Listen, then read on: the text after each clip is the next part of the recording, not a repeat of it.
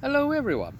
So I'm going to have my memory jogged by things that I see in the book here, and we're going to kick this video off to talk about consumables and how they've changed from playing Mutant. So if you've played Mutant before, then you're not ready for this. So in Mutant before, you had to reduce your food by one and your water by one every day. So that was kind of the rule. You'd have to have did you eat today, did you drink today, end of. Here the consumables track just a little bit differently. It might mean that you've nibbled at it, or you've been excessively hungry, or that some of your items went off, or that some of it's spilt, or some of it's gone bad in some way, or something's been polluted. Basically something can happen. It's not like a direct track one for one. And we track 4 consumables. We track air, water, food and power.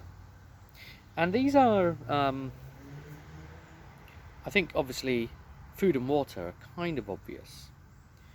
And the idea of when you track them, there are suggestions here for how often you should do supply rolls. You should just check to see supply has not gone down. And food and water, that's once per day, or for water after every strenuous activity like combat or a mobility roll, because you need water a bit more than you need food. So that's kind of scary. So if we take a quick look at the consumables rules, it starts becoming quite important what your supply levels are. So you track all 4 of those directly on your character sheet, and at regular intervals, as we've discussed there, you'll roll a number of stress dice equal to the current supply rating. So the higher rating, the more of it you have, in theory. However, if you have a really high rating, you can never actually roll more than 6 dice, even if your rating is higher. And based on the carrying encumbrance rules, then the higher the rating, the more encumbrance, the more of your item pack it takes up. So if you have for food and water, that is obviously, if you have an amount of between 1 and 4 on like a food or water rating, that takes up 1 item. Between 5 and 8, that takes up 2 items. So that's very similar to how it was in Mutant. And the way I'd then go in on that, I don't see it here, but I remember that basically 2 food or water was a light item, i.e. half a slot, and that sounds fine as well here.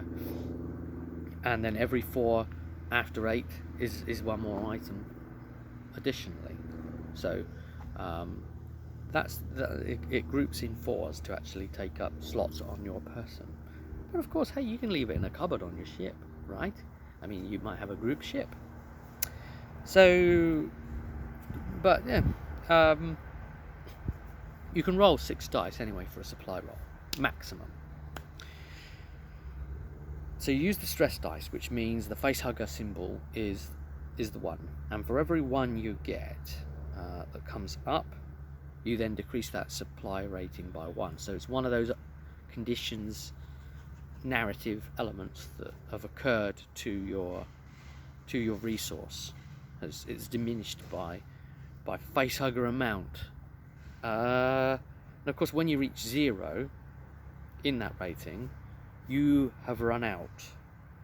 And the book suggests you can track things via group rather than just individuals.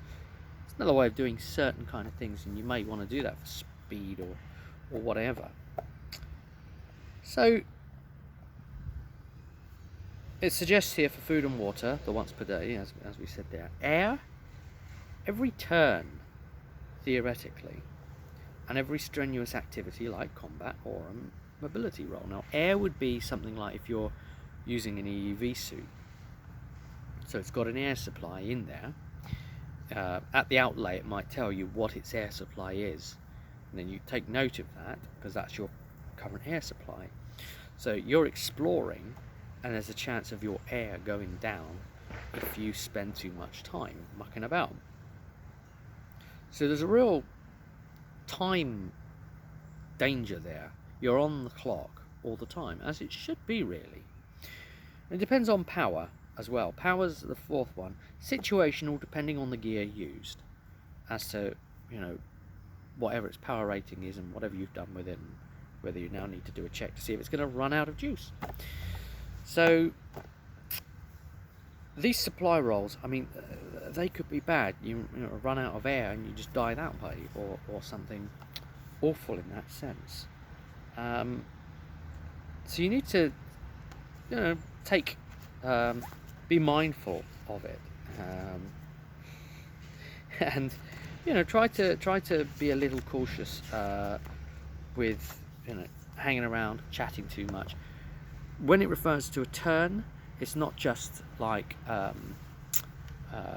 combat, because you've got turns. When you're in combat, a turn is obviously your turn, your actions, right? And then the next person has a turn. Well, here that's, you know, that's kind of a turn in the RP sense, but in this game we measure in rounds. So a round would be like everyone has a turn in combat, and that's a round. Because you can do some of your actions out of your turn, so things like blocking and that, which you can try and save an action for. In combat, you might want to save your fast action to actually try and block, for example. So the idea of a turn in the game generally, and we can go into this a little bit more further in, but it's more used for exploration. So when they say every turn, a turn in exploration is the sort of thing where you'd get to explore 2 zones worth. A zone is like a room or a corridor or something, which would take somewhere between 5 and 10 minutes depending on how complex it is to do. So yeah, that's kind of exploration / stealth mode, where you're not you're not like talking out loud, and you're not letting people know you're there. So that's what they meant by turn. I just thought I'd better clarify that. And you know, I think I'll leave it there on the supply rules, because that's something to really try and get your head around how that works. I'll see you at the next video.